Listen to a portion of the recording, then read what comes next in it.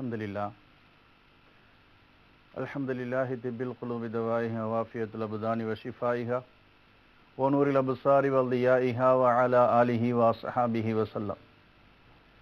قال الله تعالى في القرآن العظيم إن الله وملائكته يصلون على النبي يا أيها الذين آمنوا صلوا عليه وسلموا تسليما.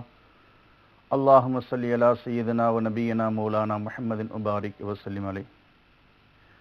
அல்லாஹ்வின் நல்லடியார்களே, அல்லாஹு ஜல்லஷானஹு தஆலாவுடைய புனிதமான இந்த ரமலான் மாதத்திலே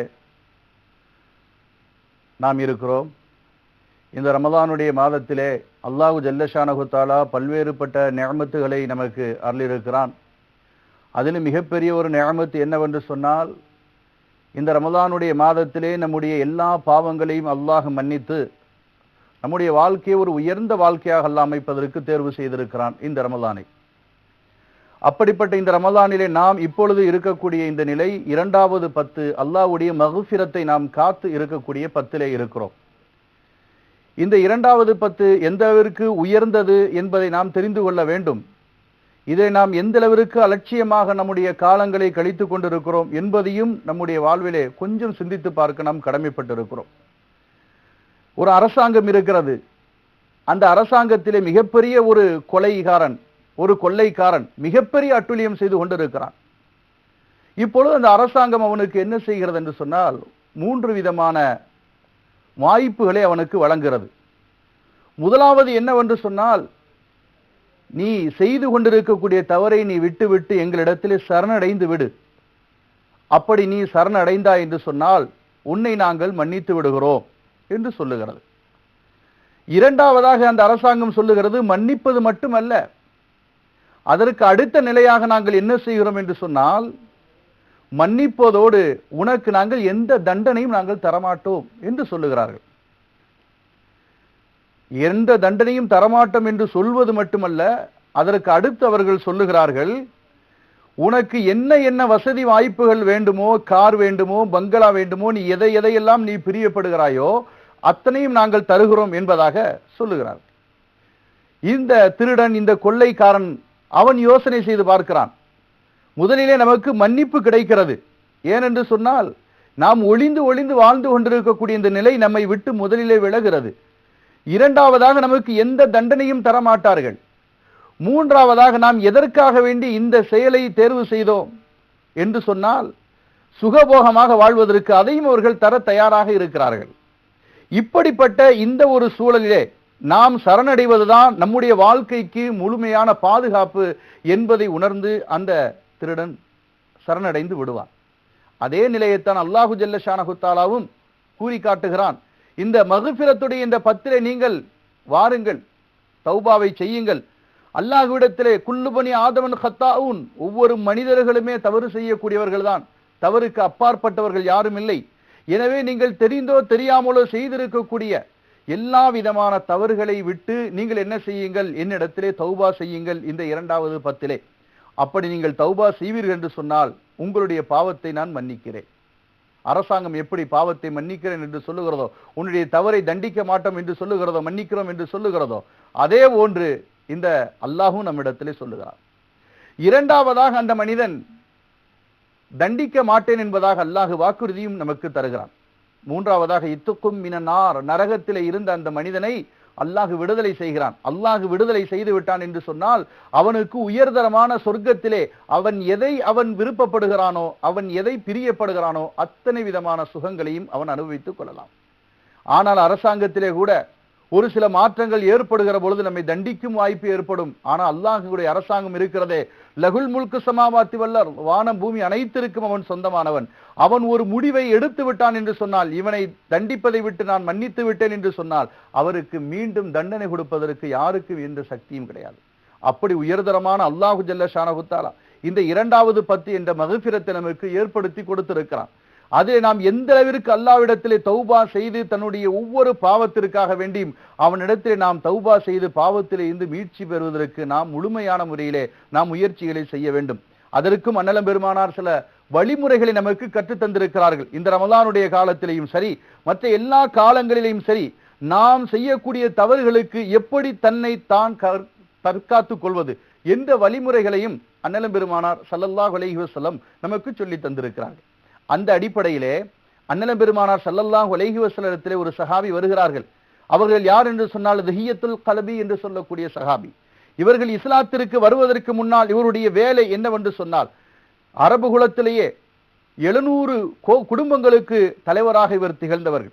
இந்த திஹியத்துல் கல்பியுடைய வேலை என்னவென்று சொன்னால், அந்த அரபு குலத்திலே எந்த பெண் குழந்தை பிறக்கிறதோ அந்த பெண் குழந்தையை உயிரோடு புதைப்பதுதான் இவருடைய வேலை. அந்த அளவுக்கு கல்நெஞ்சு நிறைந்த சூழலிலே அவர்கள் வாழ்ந்திருந்தார்கள். அப்படி வாழக்கூடிய நேரத்திலே ஒரு குழந்தை பிறந்து விட்டது, பெண் குழந்தை என்றால் உடனே திஹியா எங்கே என்று கேட்கக்கூடிய சூழல். அந்த திஹியத்துல் கல்பி இடத்திலே ஒப்படையுங்கள், அவர் இந்த குழந்தையை உயிரோடு புதைத்து விடுவார் என்று சொல்லக்கூடிய அந்த காலத்திலே நான் வாழ்ந்து கொண்டிருந்தேன் நாயகமே. ஆனால் இப்பொழுது நான் இஸ்லாத்தை ஏற்றுவிட்டேன். எப்பொழுது நான் இஸ்லாத்தை ஏற்றுவிட்டனோ அப்பொழுதே என்னுடைய உள்ளத்திலே இருந்த எல்லா தவறுகளும் நான் தெரிந்து விட்டேன். அது மட்டுமல்லாமல் என்னுடைய உள்ளத்திலே அல்லாஹ்வின் மீது ஈவு இரக்கம் தயவு தாட்சணைகள் அத்தனையும் என்னுடைய உள்ளத்திலே குடிகொண்டிருக்கிறது. ஆனால் இப்பொழுது நான் வருத்தப்படுகிறேன், இப்படிப்பட்ட தவறுகளை எல்லாம் நாம் செய்து விட்டோமே, நமக்கு இப்படிப்பட்ட துரோகங்கள் எல்லாம் நாம் செய்திருக்கிறோமே, நம்முடைய வாழ்க்கையில மன்னிப்பே கிடையாதா என்று நான் ஏங்கிக் கொண்டிருக்கிறேன் என்று சொல்லுகிற பொழுது பெருமானார் ஸல்லல்லாஹு அலைஹி வஸல்லம் சொல்லி காட்டுகிறார்கள். அழகான ஒரு வார்த்தையை நமக்கு சொல்லி காட்டுகிறார்கள். அல்லாஹ் ஜல்லஷானஹு தஆலா குர்ஆனிலே இதை பதிவு செய்து வைத்திருக்கிறான். நாம் எந்த தவறுகள் செய்து கொண்டிருக்கிறோமோ அந்த தவறுக்கு பகரமாக நாம் என்ன செய்ய வேண்டும்? ஒரு நன்மைகளை நாம் செய்துவிட வேண்டும். அப்படி அந்த நன்மைகளை செய்யக்கூடிய நேரத்திலே அந்த நன்மையாகிறது அந்த தீமையை என்ன செய்து விடுகிறது? போக்கி விடுகிறது என்பதை அண்ணலம் பெருமானார் ஸல்லல்லாஹு அலைஹி வஸல்லம் அவர்கள் அந்த சஹாபியிடத்திலே என்ன செய்கிறார்கள்? சொல்லி காட்டுகிறார்கள். உடனேயே அந்த சஹாபி என்ன செய்கிறார்கள் என்று சொன்னால், அரபு குலத்திலே எங்கு எல்லாம் அனாதை குழந்தைகள் இருக்கிறதோ அந்த அனாதை குழந்தைகளை எல்லாம் தான் பொறுப்பேற்று அந்த குழந்தைகளை வளர்ப்பதற்கு அவர்கள் தயாராகி வைத்தார்கள். பாவத்திற்கு மன்னிப்பு கேட்பது மட்டுமல்ல, அந்த பாவத்திற்கு பகராம ஒரு நல்ல ஒரு காரியத்தை இன்னல் ஹசனாத்து யுத்ஹிபுன ஸய்யாத் என்று சொல்லக்கூடிய இந்த திருவசனத்திற்கு ஒற்ப ஒரு தீமையை இருக்கிறதே அது ஒரு நன்மை செய்தால் அழிந்துவிடும் என்ற இந்த திருவசனத்தை கேட்டதற்கு பின்னால் நாம் செய்த அந்த கொடூரமான செயலுக்கு பகரமாக அனாதைகளை ஆதரிக்க வேண்டும் என்று ஏழை குழந்தைகளை அவர்கள் ஆதரித்தார்கள். சொல்லப்படுகிறது அவர்கள் வஃபாத்தாகக்கூடிய நேரத்திலே அவரிடத்திலே பல எத்தீமான குழந்தைகள் இருந்தார்கள். அது மட்டுமல்ல, ஒரு அனாதை குழந்தை உருவாகிவிட்டது என்று சொன்னால் உடனேயே இந்த திஹியத்துல் கல்பி சஹாபி எங்கே அவரிடத்தில் கொடுத்தால் அதை பராமரிப்பார் என்று எந்த வார்த்தைகள் சொல்லிச்சோ இந்த குழந்தையை கொள்வதற்கு திஹியத்துல் கல்பியால் மட்டுமே முடியும் என்று சொன்ன அதே வார்த்தை இப்பொழுது எப்படி சொல்லுகிறது என்று சொன்னால், பாதுகாப்பது அவரை தவிர வேறு யாரும் இல்லை, அந்த அளவிற்கு நல்லுள்ளம் கொண்டவர் என்று சொல்லுகிற அளவிற்கு அல்லாஹ் அவர்களை மாற்றியிருக்கிறார். இதுபோன்று நம்முடைய வாழ்க்கையில் இந்த ரமலானுடைய காலத்திலே அதிகமான தவறுகள் செய்ததற்கு நாம் அல்லாஹ்விடத்திலே தௌபாவும் செய்ய வேண்டும். அந்த தௌபாவிற்கு செய்தது மட்டுமல்லாமல் ஏதாவது ஒரு நற்காரியங்களை நாம் இந்த ரமலானுடைய காலத்திலே அதிகமாக நாம் செய்து கொண்டே இருக்க வேண்டும். அப்படி இல்லாமல் ஏனோ தானே என்று இந்த ரமலானை கழித்தோம் என்று சொன்னால் இது போன்ற ஒரு வாய்ப்பு அல்லாஹ் நமக்கு கொடுத்திருக்கிறான். அரசாங்கம் சொல்லுகிறதே, தண்டிப்பதை விட்டு நாங்கள் உங்களை முழுமையாக பாதுகாத்து உங்களுக்கு எல்லா வாழ்க்கையும் தருகிறோம் என்று. அதை நம்புகிற நாம் எல்லா வார்த்தைகளுக்கும் அல்லாஹ் ஜல்லஷானஹு தஆலா பொறுப்பேற்று நம்மை முழுமையாக பராமரிக்கிறேன் என்று அல்லாஹ் வாக்குறுதி கொடுத்த அல்லாஹ்வை நாம் எந்த அளவிற்கு நம்பி நாம் தௌபாவிலே ஈடுபட வேண்டும் என்பதை பெருமானார் ஸல்லல்லாஹு அலைஹி வஸல்லம் அவர்களுக்கு நாம் சொல்லிக் கொடுத்திருக்கிறார்கள். அந்த அடிப்படையிலே நம்முடைய வாழ்க்கையை அமைத்துக் கொள்ள வேண்டும். பெருமானார் ஸல்லல்லாஹு அலைஹி வஸல்லம் அவர்கள் சொல்லி காட்டுகிறார்கள் ஒரு ஹதீஸிலே, எப்படி என்று சொன்னால், கலிமத்தானி ஹஃபீஃபத்தானி, ஒரு வார்த்தை இருக்கிறது அலல் லிசான், நாவிலே வருவதற்கு மிக லேசான அந்த வார்த்தை. அந்த வார்த்தை எப்படி என்று சொன்னால் சொல்வதற்கு மிக இலகுவான அந்த வார்த்தை. ஆனால் அந்த வார்த்தை நீங்கள் சொல்லுவதனால் வஸகீலத்தானி அலல் மீசான், உங்களுடைய மறுமையில் நிற்கக்கூடிய அந்த நன்மையினுடைய தராசு கனத்தால் என்ன செய்து கொள்ளும்? தாழ்ந்து விடக்கூடிய அளவிற்கு அந்த வார்த்தை இருக்கிறது. அது மட்டுமல்ல, வ ஹபீபத்தானி அலர் ரஹ்மான், உங்களுடைய ரப்பிடத்திலே நெருக்கத்தை ஏற்படுத்தி வைக்கக்கூடிய அந்த வார்த்தை இருக்கிறது. இதை நீங்கள் சொன்னீர்கள் என்று சொன்னால் உங்களுக்கு அதிகமான நன்மைகள் கிடைக்கிறது, உங்களுடைய பாவங்கள் போக்கப்படுகிறது என்று சொல்லிவிட்டு பெருமானார் ஸல்லல்லாஹு அலைஹி வஸல்லம் அந்த வார்த்தையை நமக்கு கற்றுத் தருகிறார்கள். சுபஹானல்லாஹி வ பிஹம்திஹி சுபஹானல்லாஹில் அஸீம். இந்த இரண்டு வார்த்தைகளை நீங்கள் அதிகமாக ஓதிக்கொள்ளுங்கள். இதன் மூலியமாக உங்களுடைய மீசான் என்று சொல்லக்கூடிய இந்த தராசு நன்மையான் உயர்ந்துவிடும் என்பதை நமக்கு சொல்லித் தருகிறார்கள். அடுத்தபடியாக அண்ணலம் பெருமானார் ஸல்லல்லாஹு அலைஹி வஸல்லமுக்கு சொல்லித் தருகிறார்கள். அபுல் மூஸா அஷ்அரி ரலியல்லாஹு அவர்களை அழைக்கிறார்கள்.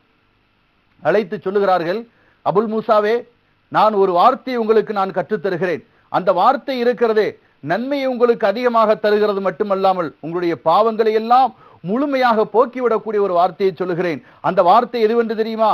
அல்லாஹ்வுடைய அரிசுக்கு கீழாலே அந்த வார்த்தை பொறிக்கப்பட்டிருக்கிறது என்பதையும் சொல்லிவிட்டு சொல்லுகிறார்கள், லா ஹவுல வலா குவத்த இல்லா பில்லா. இந்த வார்த்தைகளை நீங்கள் அதிகமாக பயன்படுத்துங்கள்.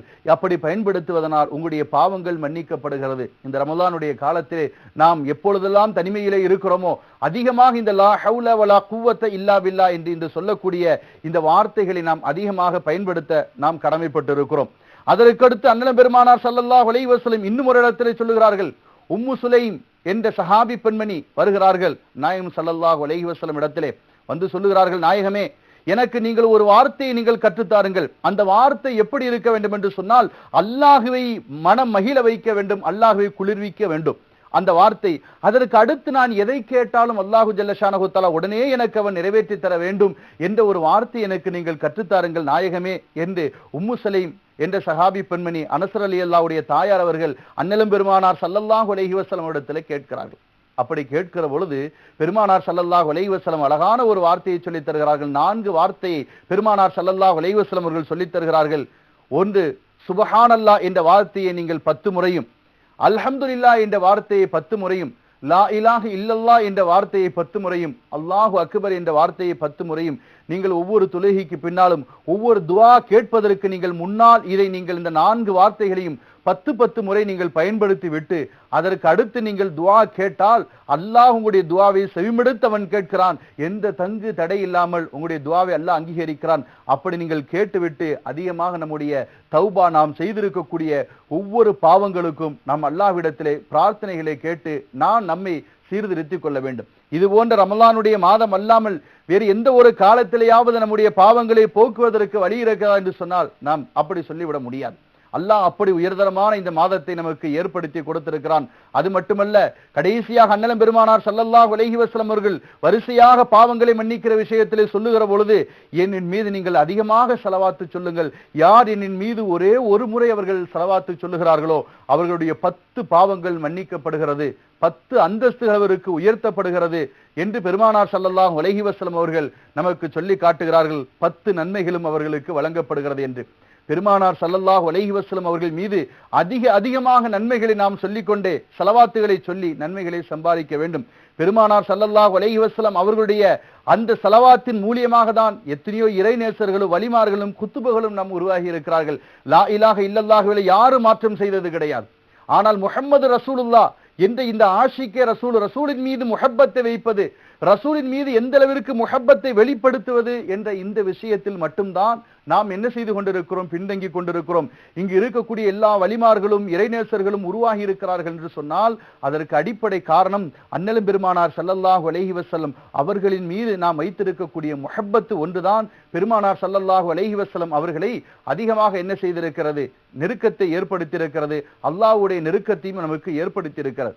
அப்படி பெருமானார் ஸல்லல்லாஹு அலைஹி வஸல்லம் அவர்களின் மீது நாம் அதிகமாக ஸலவாத்து சொல்லி பெருமானாருடைய இஷ்க் முஹப்பத்திற்கு உரியவர்களாக நாம் மாறி அல்லாஹ்வுடைய பொருத்தத்தை அடையக்கூடிய அந்த நிலை வர வேண்டும் என்று சொன்னால் அண்ணலும் பெருமானார் மீது அதிகமாக நாம் ஸலவாத்து சொல்லிக் கொண்டே இருக்க வேண்டும். அதிகமாக நாம் இஸ்திக்ஃபார்களை இந்த ரமலானுடைய மாதத்திலே நமக்கு எப்பொழுதெல்லாம் நேரம் கிடைக்கிறதோ அப்படிப்பட்ட நேரங்களெல்லாம் நாம் அதிகமாக வீண் பேச்சுகளிலோ வீணான விஷயங்களிலோ நாம் தலையிடுவதை தவிர்த்து கொண்டு, குறிப்பாக பெண்மணிகள் வீட்டிலே இருக்கக்கூடிய நீங்கள் சமையல் இது போன்ற வேலைகளை முடித்துவிட்டு இபாதத்துடைய நேரங்கள் போக மீதி நேரங்களிலே நீங்கள் குர்ஆன் ஷரீஃப்களை அதிகமாக ஓதி அதிகமாக இஸ்திக்ஃபார்களை செய்து இந்த ரமலானுடைய அல்லாஹ்வுடைய 2வது 10ஆன இந்த மக்ஃபிரத்தை நாம் முழுமையாக நிறைவேற்ற வேண்டும். யார் இந்த மக்ஃபிரத்தை முழுமையாக நிறைவேற்றப்பட்டால் தான் அதற்கு அடுத்து சொல்லப்படக்கூடிய இத்துக்கும் மினன்னார், நரகத்தை விட்டு விடுதலை கிடைக்கிறது என்ற அந்த தன்மை நம்மால் பெற முடியும். அன்பு சகோதரர்களே, அப்படிப்பட்ட வாய்ப்புகளை நாம் பெற வேண்டும் என்று சொன்னால்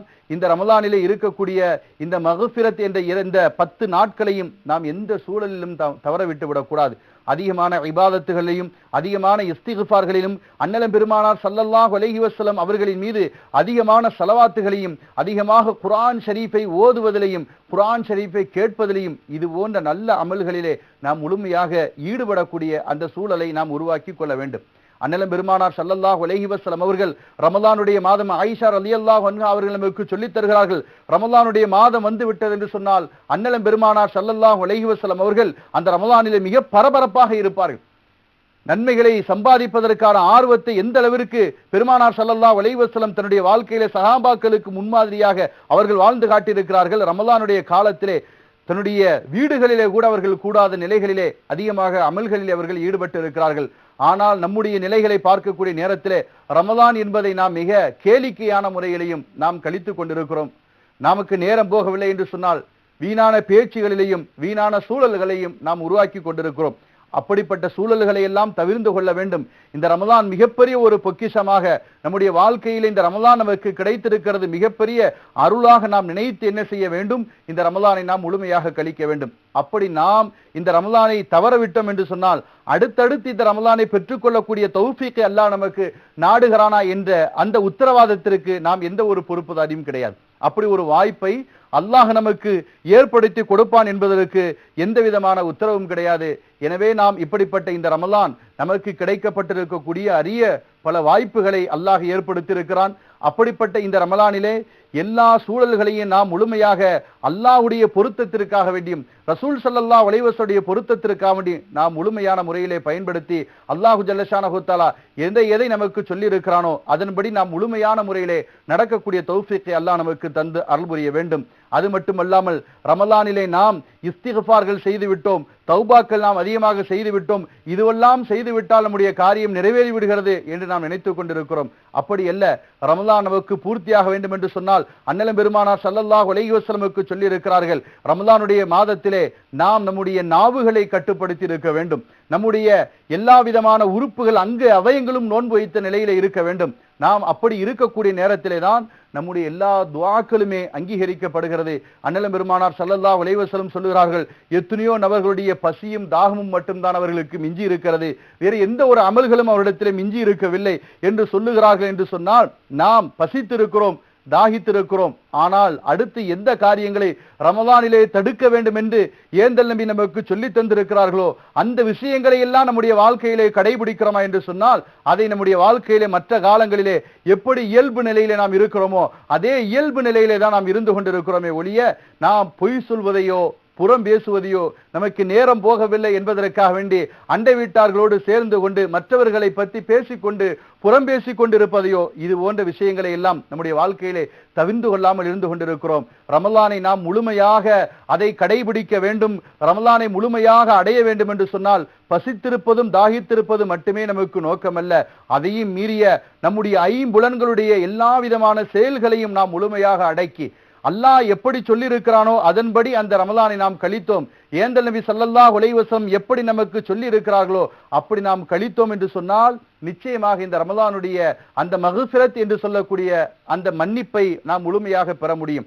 மன்னிப்பை பெறுவது என்பது நாம் அல்லாஹ்விடத்திலே முழுமையாக ஆதரவு வைக்க வேண்டும். யா அல்லாஹ், என்னுடைய பாவத்தை நீ மன்னிப்பா என்று நான் நம்புகிறேன் என்ற அல்லாஹ்வின் மீது முழு நம்பிக்கை வைத்திருக்க வேண்டும். அப்படிப்பட்ட நம்பிக்கையோடு யகீனோடு நாம் என்ன செய்ய வேண்டும்? அல்லாஹ்விடத்திலே நாம் அதிகமாக துஆ செய்து கொண்டே இருக்க வேண்டும். ரமலானை நாம் முழுமையாக கழிப்பதற்கு அல்லாஹ் ஜல்லஷானஹு தஆலா எப்படிப்பட்ட வாய்ப்புகளை நமக்கு வழங்கியிருந்தானோ அப்படிப்பட்ட வாய்ப்புகளை முழுமையாக கழித்து ரமலானை உயர்ந்த ஒரு பொக்கிஷமாக நினைத்து இந்த ரமலானுடைய ஒவ்வொரு அமல்களையும் அல்லாஹ்வுக்காக வேண்டி செய்கிறோம் என்ற உணர்வோடு நாம் செய்து ஏழை எளியோர்களுக்கு தான தர்மங்களை அதிகமாக வழங்கி ஏழை எளியோர்களை நாம் ஆதரித்த நிலையிலே வாழக்கூடிய தௌஃபீக்கை அல்லாஹ் நமக்கு தந்து அருள் புரிவானாக. வாஹிர் தவா அனில் ஹம்துலில்லாஹி ரப்பில் ஆலமீன். அஸ்ஸலாமு அலைக்கும்.